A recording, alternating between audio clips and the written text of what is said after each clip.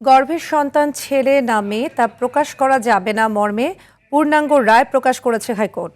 সোমবার প্রকাশিত এ রায়ে নিবন্ধিত হাসপাতাল, ক্লিনিক ও ডায়াগনস্টিক সেন্টারে অনাগত শিশুর ডায়াগনস্টিক রিপোর্ট সংরক্ষণের কথা বলেছে আদালত। আরও বলেছেন, ভ্রূণের লিঙ্গ নির্ধারণ ও প্রকাশের এই অনৈতিক চর্চা কন্যা শিশুর বিরুদ্ধে বৈষম্য ও সম্ভাব্য নারী ভ্রূণ হত্যার ঝুঁকি তৈরি করে, যা সাংবিধানিক অধিকারের পরিপন্থী। জিএম মাহমুদ জানাচ্ছেন বিস্তারিত। সন্তান প্রত্যেক মা বাবারই আরাধ্য, আর অনাগত সন্তানের জন্য থাকে বাড়তি আগ্রহ। কিন্তু অনেক ক্ষেত্রে পরীক্ষার মাধ্যমে গর্ভের সন্তান ছেলে বা মেয়ে জানতে পারলে এবং সেটি প্রত্যাশিত না হলে পরিবারে বিরূপ প্রভাব ফেলে, তৈরি করে গর্ভবতী নারী ও সন্তানের প্রতি বৈষম্য।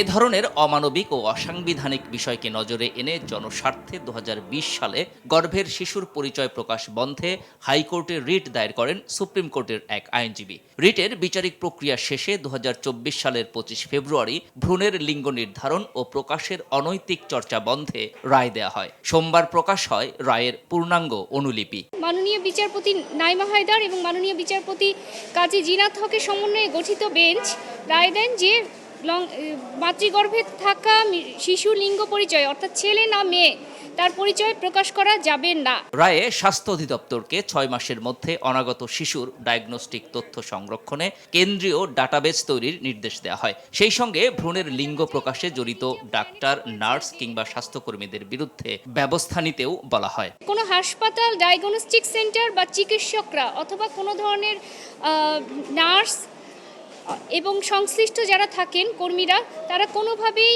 মৌখিক, লিখিত কোনো চিহ্নের মাধ্যমে মাতৃগর্ভে থাকা শিশুর পরিচয়, লিঙ্গ পরিচয় প্রকাশ করতে পারবেন না। এছাড়াও ভারত সহ বিভিন্ন দেশে এ ধরনের কার্যক্রম আইন দ্বারা কঠোরভাবে নিয়ন্ত্রিত জানিয়ে ভবিষ্যতে এ নির্দেশনা আদালতের তদারকিতে থাকবে বলেও রায়ে উল্লেখ করা হয়।